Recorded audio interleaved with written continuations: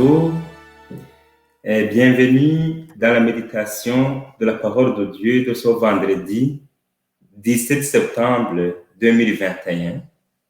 Et nous allons méditer l'évangile selon saint Luc, le chapitre 8, du premier verset au verset 3. Nous allons entendre cet évangile. Le Seigneur soit avec vous et avec votre esprit. Évangile de Jésus-Christ selon saint Luc. Gloire à toi, Seigneur. Tu es parole de vie, tu es la source d'amour, oh Jésus-Christ, mon bon pasteur. Alléluia, alléluia, alléluia, alléluia. Gloire à toi, oh Seigneur, alléluia, alléluia, alléluia.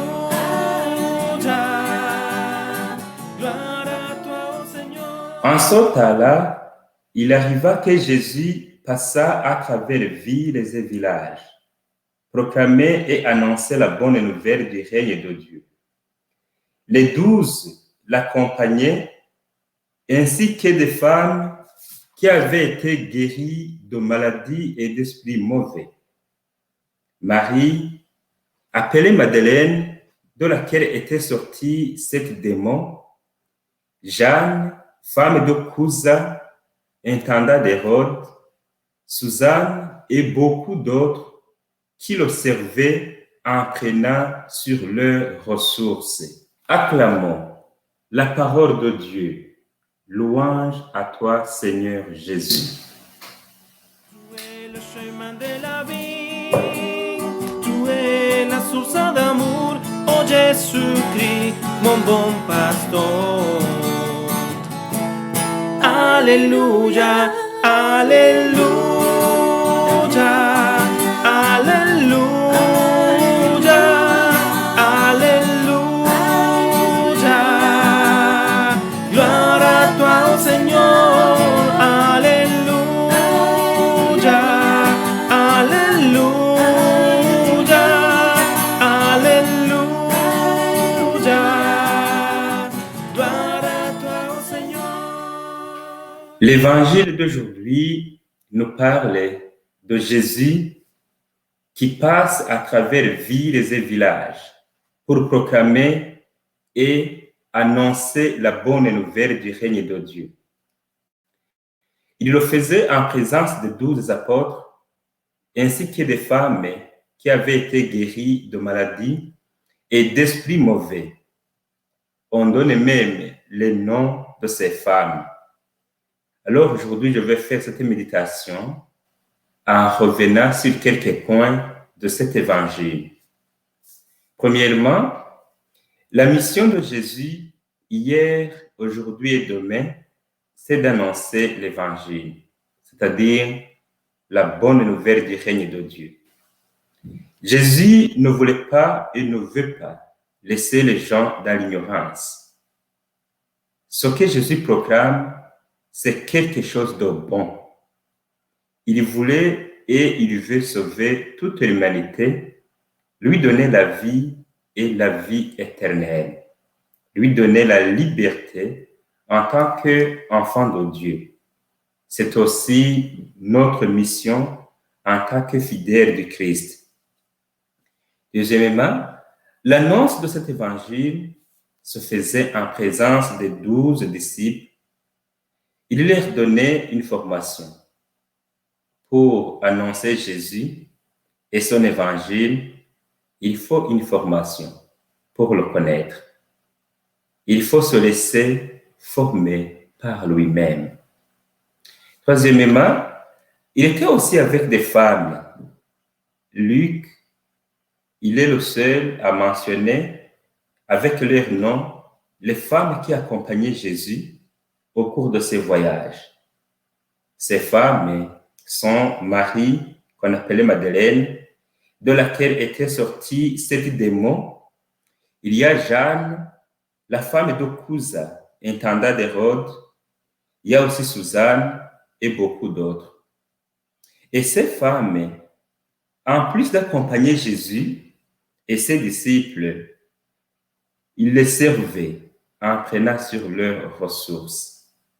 Quatrièmement, pour l'Ancien Testament, comme pour de vieilles civilisations, la femme était marquée d'une sorte d'interdit, objet de force mystérieuse. On le trouve dans différents passages de l'Évangile, comme dans l'Évangile selon saint Luc, le chapitre 4, verset 38, le chapitre 13, verset 16, et dans le chapitre 8, verset 43, toujours dans l'Évangile selon saint Luc. Les femmes elles-mêmes avaient fini par se soumettre à cette tragique mise de côté. C'est Jésus qui leur a redonné la valeur qu'elle mérite. Depuis le début du ministère de Jésus, tout comme les 12, elles étaient les égards des hommes pour l'annonce de la bonne nouvelle. Alors, je vous montre quelques points qui montrent que Jésus a redonné vraiment la valeur à ces femmes. Mardi dernier, Jésus faisait une résurrection pour une femme, la veuve de Naïm. On le trouve dans l'Évangile selon saint Luc, le chapitre 7, du verset 11 à 17. Hier, Jésus réhabilitait une femme, la pécheresse, chez Simon. Nous savons aussi le rôle essentiel de Marie dans les récits de l'enfance de Jésus. On le trouve dans l'Évangile selon saint Luc, le premier chapitre. Nous connaissons aussi l'épisode de Marthe et Marie. Luc, le chapitre 10, verset 38. Jésus a parlé à la Samaritaine, à qui Jésus demandait de l'eau. C'était interdit de parler à une femme, surtout étrangère, mais Jésus l'a fait. On le trouve dans l'Évangile selon saint Jean, le chapitre 4, le verset 9. Même les premières apparitions du ressuscité furent faites à des femmes.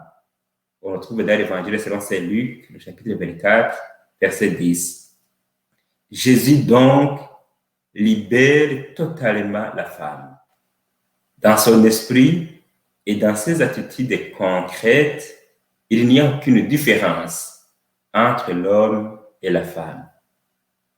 Cinquièmement, nous pouvons nous laisser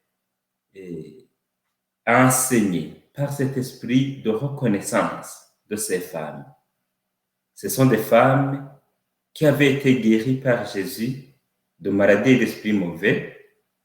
En guise de reconnaissance, elles optent de suivre Jésus, d'annoncer son évangile, de servir les apôtres en prenant sur leurs ressources.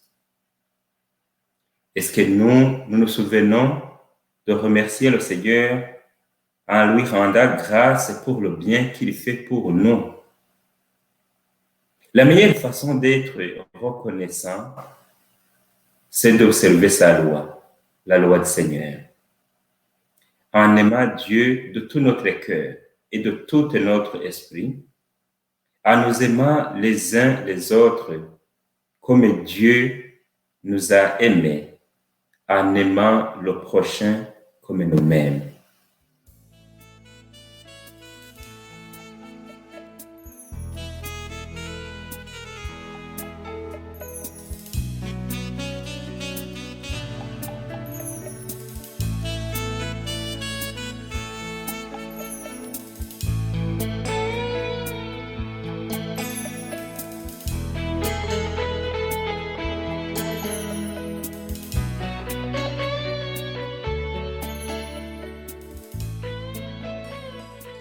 Seigneur Jésus, tu es le Dieu d'amour.